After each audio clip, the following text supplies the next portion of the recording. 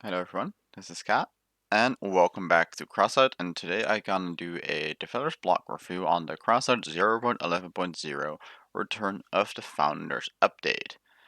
And this has been a long awaited update with an entire new faction, the Founders. And this one is gonna be calling like whether this is gonna like save Crossout or not, honestly, because we've been in a slum for a while. But with the addition of so many new stuff, we might actually be able to get everything a bit back together. So the faction founders is based on construction workers, and you can see stuff right here in the background. And among them, they have one new cabin, a bunch new weapons, and a new movement part. The cabin is called Omnibox. It's an epic cabin, 1500 power score, maximum speed of 70 kilometers an hour. Its tonnage and maximum weight are not very amazing, but it has the standard 12 energy units of produced energy, and durability is not amazing either, as it's kind of heavy, but its perk is really interesting. Uh, First mode increases the maximum cabin speed by 10% and power by 50%, so you're going to be moving much faster. Second mode is accelerates cooling by 15 and reload speed by 15%. Of course, reload speed, I do have to make a note of that. If you have 100% reload speed and your reload time is 10 seconds, 50% reload speed would mean your reload will be 20 seconds, so double it. While if you want to half it to 5 seconds, you actually don't need to go up to 150%, but you have to go up to 200% to get that 50% reload. So, like the higher the percentage gets, the more diminishing returns apply. So, increasing reload speed is not as effective as decreasing reload time. Just keep that in mind. So, with this and the 10% from the Colossus, you would have 125%. And in that case, if you have 10 seconds at 100, you would only go to like 8 seconds and not any further down than that. So it actually you might have a speed increase by 25%, but the reload time only decreases by around 20%. All right, that's it. We've got a GIF here in the background. Gonna ignore that here. We got Nuven Summerator, actually. Let's see if he actually pops up in the GIF, but you've probably already seen it. That is the laser gun. This is the here. No, actually no, it doesn't have the Summerator in there. Okay, it's a special rarity. We're going to go into that in a second. As 820 power score, 4 energy consumption, 170 durability, which is decent for a weapon of its size. That's 180, also kind of decent. So the laser drill, that's the third one. So this is the first, this is the second, and this is going to be the third. So this is the laser drill. It's epic, 1160 power score at 4 energy consumption. Is a really small weapon. You can actually put it really close together, even though you will slightly limit the firing angles that way. Durability is not amazing. Again, it's a decently sized weapon. And then end of the shot beam deals 5,000%. So you can see when it shoots, it has first time it shoots and then boom, in one hit. So you click once, it fires up, and first it deals like small amounts of damage, but it also heats up the target. I think actually, I'm not 100% sure. Its testing has been quite a while ago. But you keep it on target, and after a while, it deals the big shot, and which deals the main portion of damage. You have the blockchain, which is the gun that's shooting right now. It's pretty wide hitbox in terms of the projectile, because it's actually a projectile-based weapon, but it's quite wide, so you can actually hit multiple parts at the same time. And it's a epic part. Get an 1160 power score because power score is linked to the energy, and both are consuming 4 energies. And its durability is only slightly higher, but its size is almost doubled. So keep that in mind. This is going to be a very, very squishy weapon. And its perk does 150% more damage to heated parts. And this is already going into like the one cabin where you can get already your energy weapons do want more damage to heated parts, because this is actually considered an energy based weapon. just like the laser drill, those are energy-based weapons. So the bonus stacks on top of the cabin bonus, and it can deal an absolutely humongous amount of damage when paired with something like an Aurora. And that's definitely something interesting that might actually become a new meta part.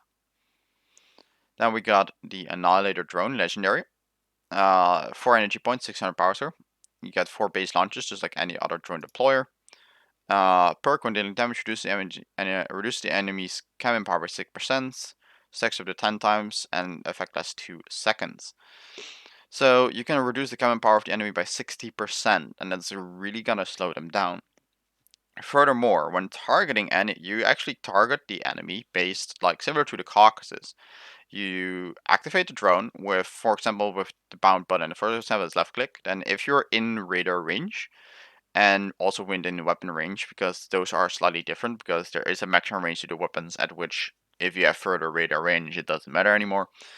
But then you have these little square brackets around the enemy. So 4 parts that could matter make kind of like a square.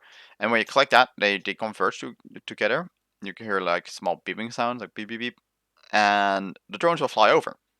They won't just start shooting it. No, they will actually just physically fly over and hover above the target. Which means that unless that target has something that like either auto drones, something like the Tesla gun, or other like really easy to aim weapons, you're not gonna get rid of them. Also because the limited firing angles of pretty much all the weapons, you might actually not be even able to hit them in the first place. So you're really gonna have to rely on allies to take these down. And I still don't know how I feel about these because yeah, if they're gonna be too powerful, we're gonna go into another drone summer. Because I don't know if you guys all remember, but it was I think summer 2017 where they decided to buff the sidekick damage by 100% in a single patch. And it took them months before they nerfed it. And because of that, people really hate drones. Because it took way too long to nerf that ridiculous buff that the developers gave. So that's something to really watch out for as well. Electric Gun Assembler, that's going to be the one that's first in the picture. So that's going to be this one. And it's a pretty much semi-automatic weapon, but you can also charge it up to do more damage. But if you, that's by holding the mouse button, for example, if you're shooting to your mouse button. But if you charge it for too long, after 2.5 seconds, the charge resets and the weapon damages itself and heats up. So it's not even just heating itself up, but at least during the weapon testing, it also damaged itself. So really watch out there because it's gonna punish you.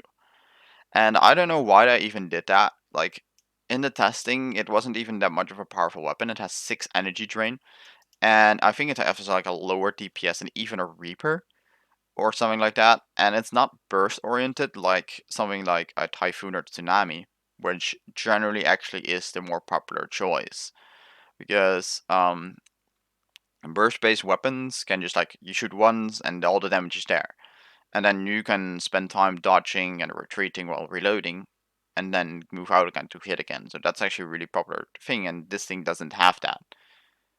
Like, okay, you can slightly burst, but you cannot prepare the burst because you can't hold it. Holding it down takes like 2 seconds to charge, and then you have 2.5 seconds of a window to actually shoot. Otherwise, you're gonna get punished. So that's a really big bummer there. Okay, actually, to have a second here, moving part already. Wheels, special rarity, 90 power score. Pretty decent tonnage there. Nothing super amazing. I still would have to compare them actually in the game, which we're gonna do in a video later today, which probably gonna come out tomorrow. No promise there just yet, but I will be recording today at least. And we got the mechanical like big ram, which we can see in the picture all the way above here. Those are these here. And there's a combination between legs and legs. So wheels and legs and max speed 35 km/h in leg mode, 1900 tonnage. Power decrease is the same here, but much more tonnage you can see there. 50% resist to melee, that's pretty good. then they won't fall out that really easily. Durability 600. I think that's actually lower than normal legs, so we're gonna have to check that in game as well. So increase aim speed by 50% depending on the proportion of the big ram among the chassis of the car. So the big rams also, of course, have the leg mode and the wheel mode. I'm not sure how to convert between the two modes, and also the stats are only shown for the leg mode and not the wheel modes. But as far as I understood, the perk is only active when you're in the lag mode, and the lag mode can sidestep, but in the wheel mode you go faster, but you will steer like wheels instead of like doing the sidestepping things and everything. So we got an Epic Radar Verifier, which is basically the epic version of the anti-cloak radar. I keep on forgetting these names, and I really apologize for you guys, but I hope you understand which ones I mean. So also consumes 1 energy. In the passive mode, detects enemy invisibility, marks him on the mini map, and that's actually I think more than the other one did. The other one just faced it and it started beeping. So, but this one actually marks him on the mini map. And press the button, the detector is released into the air, which follows the armored car after 3 seconds. All enemies within a 200-meter radius from the radar become visible to its owner. So it's kind of like a drone, which can assumably be shot down. And yeah, 3 seconds after activating anything that's between 200-meter radius is gonna get visible for specifically the owner of this radar. So if you really hate cloaks, the chameleons, then this is gonna be a piece of hardware for you. But it's not as amazing in team support, I guess. Like it's still pretty much a solo part. Although if you're playing in Clan Wars, of course, you're most likely gonna have voice chat to support each other, and then you can actually relay set information to each other, and then you're probably gonna be able to get away with like only 2 of these or something like that in an entire team to counter cloaks. And this is gonna like shape up the meta around like, do you take cloak or not with this? Because cloak is very valuable in a game, in any game to be honest. Being invisible is like one of the most powerful abilities ever, and it's only 1 energy in this game. And this is a 1 energy piece to counter it pretty hard. But again, solo, because it's only visible to the owner of the drone. But now we have the in-game event, and it's something I'm gonna have to read through to really analyze of what actually is going on here. So it lasts until April 23rd. 75 levels. Raising the level can unlock new rewards. 76 and above does not bring rewards. All players, without exceptions, can unlock structural parts of the new faction, a recipe for production of all the new parts of the faction, new portraits, several stickers, and a logo for the banner. Then players who have acquired a battle pass will achieve the following rewards: crafted parts. So support already is with certain upgrades cannot be sold bought on the market. So these like then you can immediately get like straight up get an assembler. And you do not have to craft it, you do not have to grind for materials for it, anything. You just get them immediately. In-game coins is also awarded, and cosmetic items such as paint, stickers, decor, backgrounds, CKs, and holograms. I'm definitely interested in CKs and more holograms here. Like we already got a shit ton of paints. Decor is probably gonna be oriented towards the building equipment. Hopefully we get something like these railings. That would be really nice to have. And it's definitely gonna be cool for the art builders.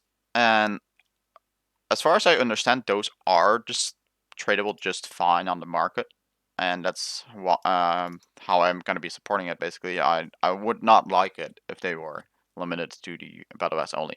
I do hope that the CKs would be tradable, but as far as I know, they are not. That's kind of sucky.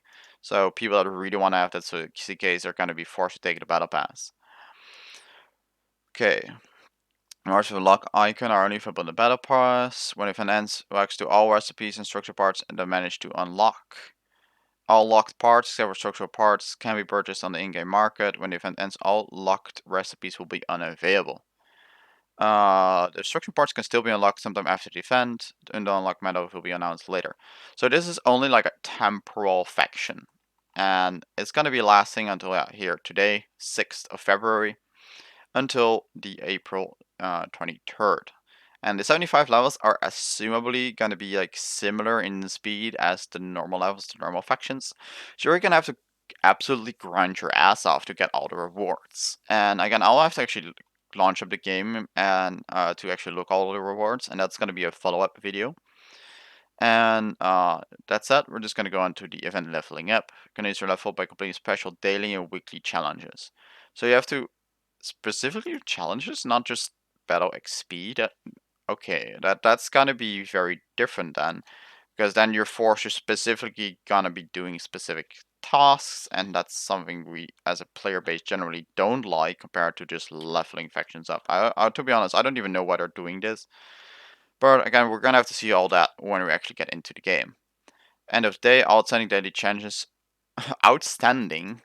All remaining, I think they mean. It's probably going to be translator note, because of course, remember, they are Russian. They're going to have some weird translation stuff like outstanding. Or I think it's going to be remaining. They were reset, replaced with new ones. Now remaining weeklies are carried over to the next week and added to the list of new challenges. So if you miss a few of the weekly challenges, those are not a problem. So you can actually like stack up weekly challenges and then like do them all at once, I think, as far as I understand. Don't take my word on this, of course. Do like finish them if you're able to. And weekly challenges are fighting easy and hard. And please always realize to get the maximum by completing only daily and easily weekly challenges. Completing the hard weekly challenges will help you increase even faster. So we're gonna have to like, I'm gonna like ask the other content creators if they, if we can basically pool resources, whether we can calculate the amount of time average we're gonna need to do this. So we can actually like convey this to the community as a whole. Like, how much time do you gonna have to spend on a daily basis in order to get all the rewards? And that's gonna be hopefully coming very soon. We're gonna get onto that as soon as possible. So trying to miss challenge to open all available rewards as soon as possible. The issues are rewards are issued automatically after you level up. Special challenge do not replace your regular daily weekly challenge. You can still finish the daily and weekly challenges and get resources. So I already checked this out. The video, it's not really too interesting. We get some screenshots. This might be a vehicle that they are gonna include in something, but I don't know. So it's a pack. You get 15 levels in the current process in the event. That's also like, you immediately get 15 levels straight up. That's 1/5 of the entire event, technically speaking. Although, of course, assumably the levels are like requirements are gonna increase over time. 15 levels is quite a bit. Provides donation rewards.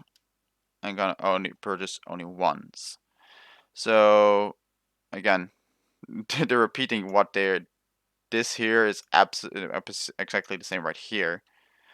But I'm just gonna say, if this we're gonna check of course in game, but if the rewards are decent enough, I would spend up to 10, maybe 15 euros or dollars on this battle pass. If it's more than 15, I would not suggest buying it, because 15 is a lot.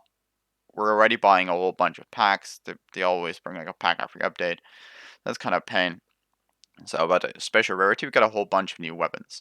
We got the machine gun, Sinus O. We got an autocannon, AC-50 Storm. Shotgun called Mace. Turret cannon, which is this one, I think, at least. This, Hulk. Course cannon, the Prosecutor.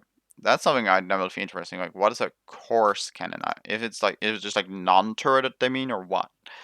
The turret Hawk, drone Hawk and turret Python are not actually shown here. And some of the rare parts of advanced factions are transferred to a special rarity instead of rare. And they also get some changes like in their stats. So for the normal factions, only some of them are transferred, but all the rare items from the elite faction, Sebul's Fire Starters and Dawn Servants, to special rarity.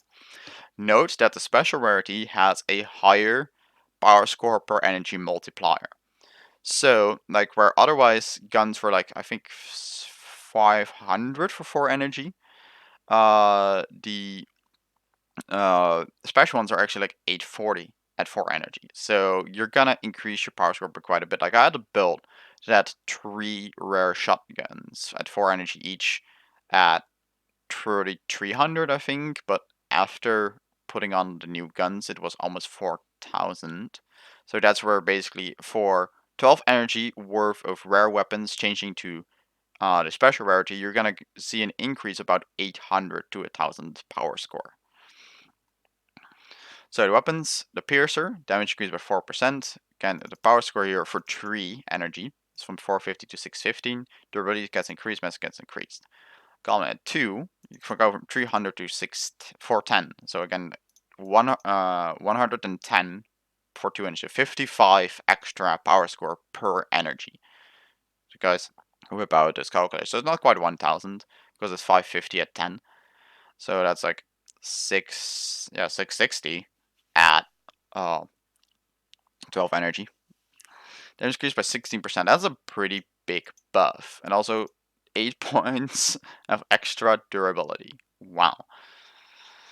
Still, I quite don't know why it's durability because it's basically just health. But anyways, going on to the drink bow, gets above 6% damage.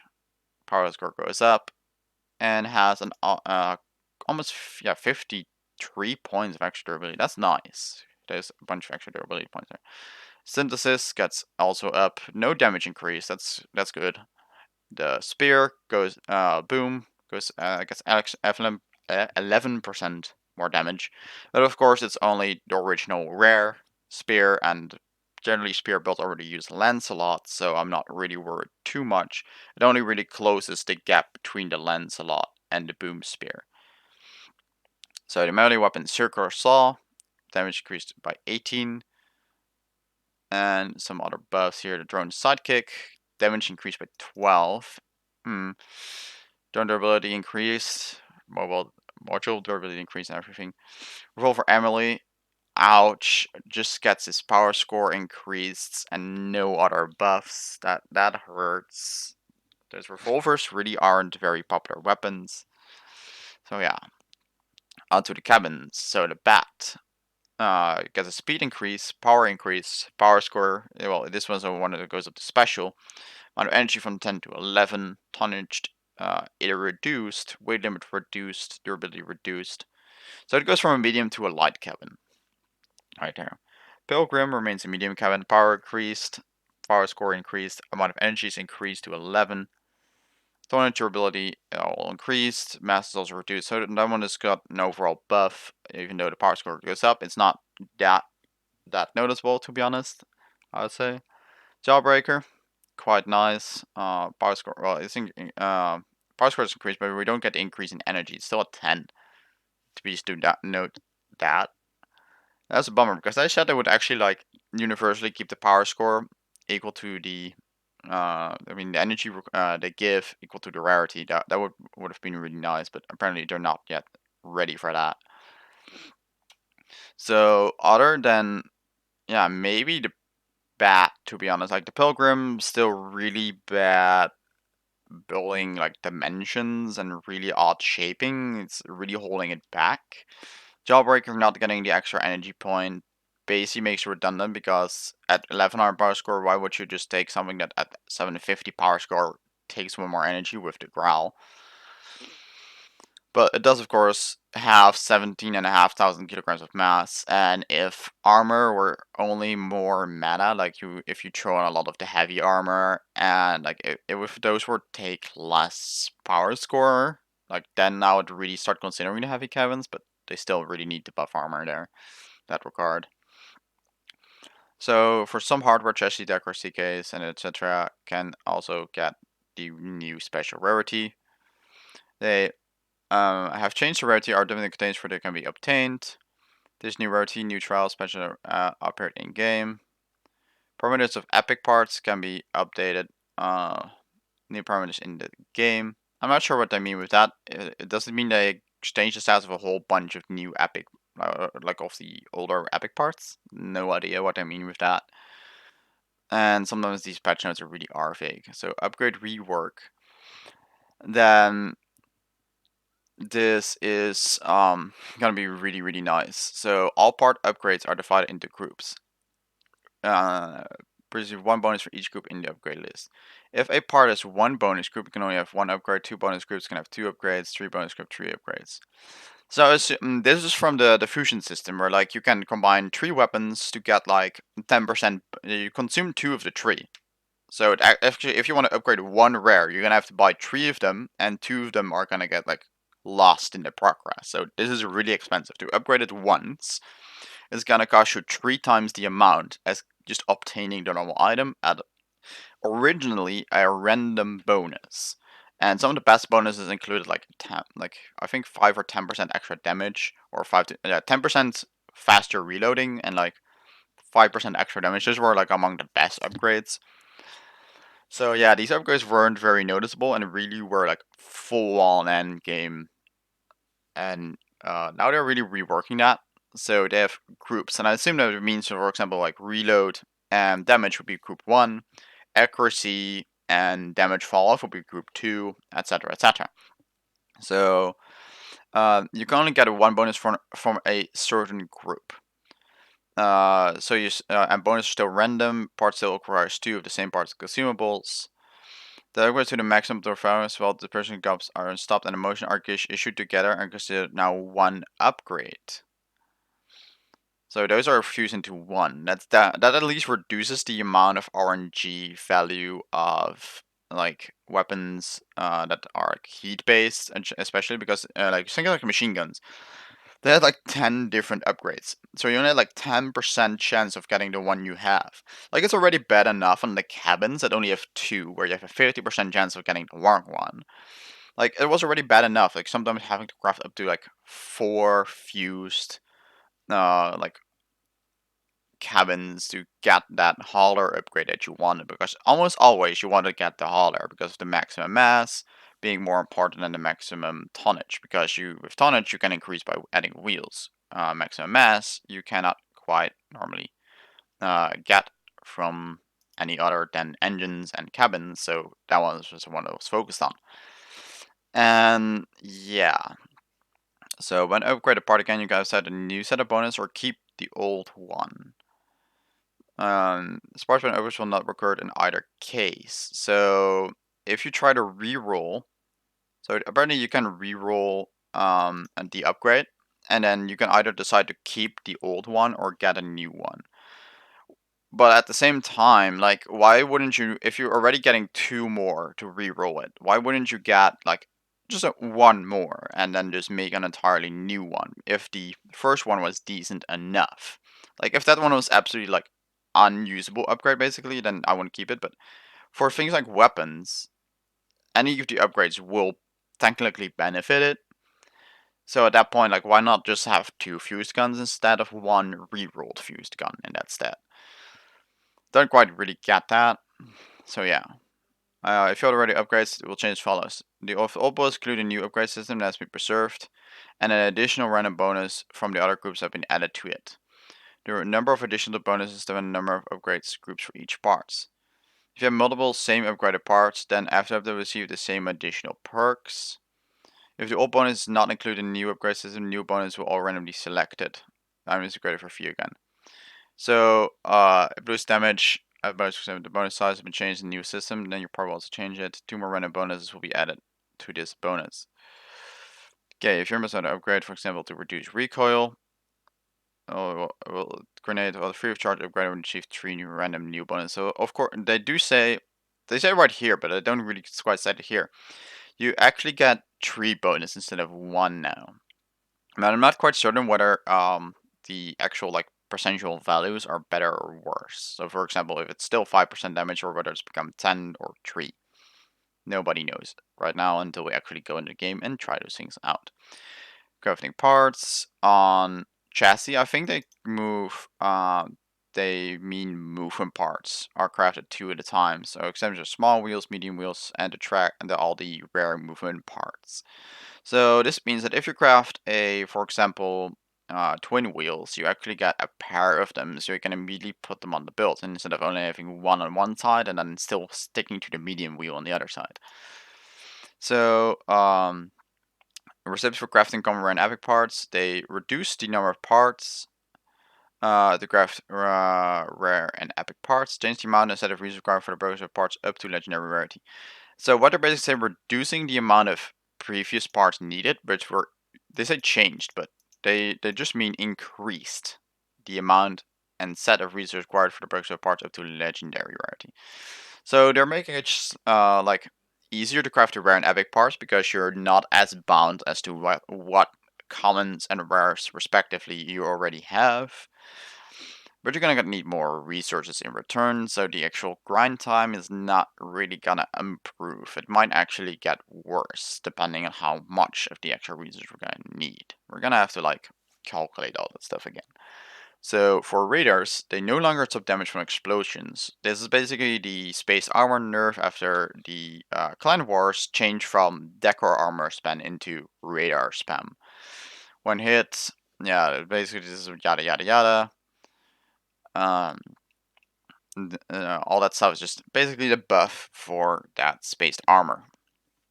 Other player suggestions are normal lightweight frames, 1x4, 1x6, 1x8. Those are amazing, especially the 1x8, because remember we had a 2x6. We never had a 2x8. So having a 1x8 means that you can release, and again, you also have the shorter variants. You can really weave the frames in the way you want. Of course, they have very little health. You're gonna actually need to cover them up a little bit, especially the 1x4. It really has tiny health pool. The 1x8 has the same health pool as the 2x4, but the 1x6 and 1x4 respectively both have less like 75 and 50% health in comparison respectively. Now onto the Aegis Prime Infinite Shield nerf. Now with several, the duration of the shield is reduced by 30% for every other shield that's currently being recharged.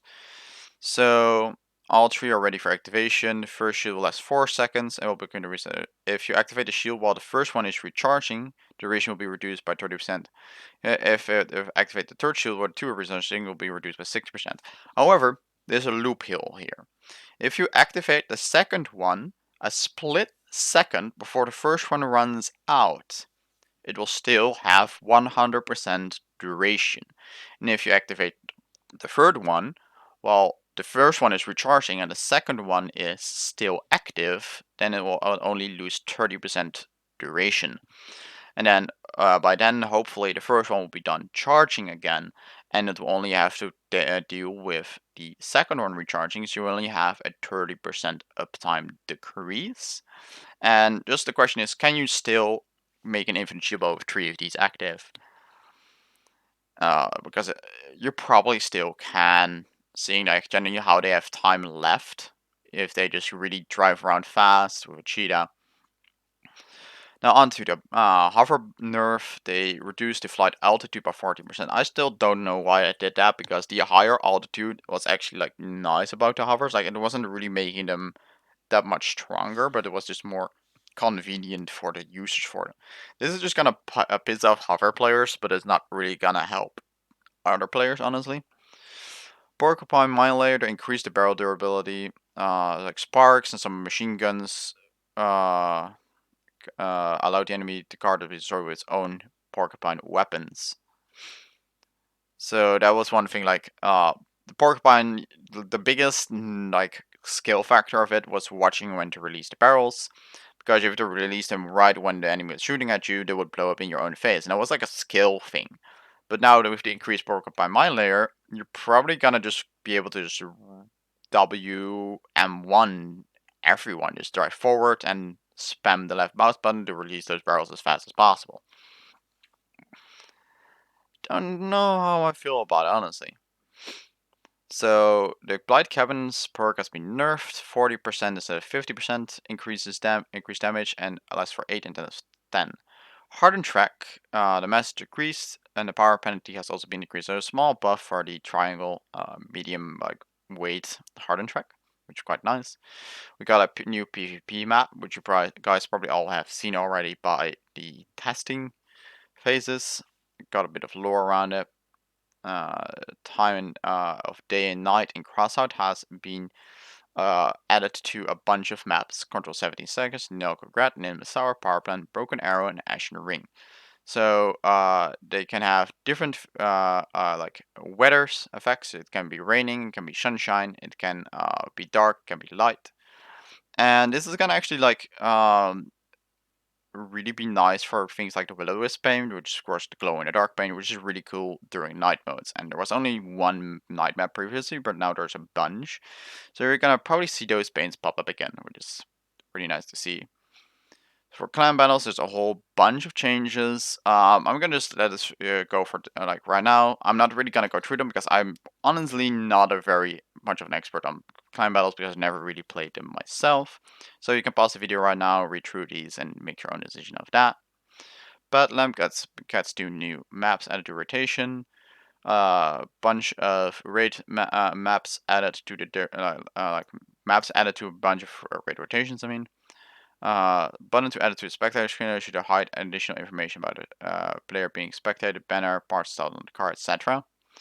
Added a new music track, which I'm not gonna play, but because I'm gonna risk copyright and don't know how loud the volume is, might rape you guys. Rework the sound of the aspect machine gun, and added new sound effects for the different weather options on the map. Update appearance of the game login screen and loading screens, and a whole bunch of bug fixes, which I'm again not gonna go over because it's just bug fixes. So overall, a lot of new stuff, a lot of stuff to worry about at the same time. It's a very long video, it's a very long devblog, so I'm not really gonna waste much more of your guys' times. I'm just gonna ask you, what are your opinions? Please comment down below. Hope you enjoyed, and see you guys all in the next one. See ya!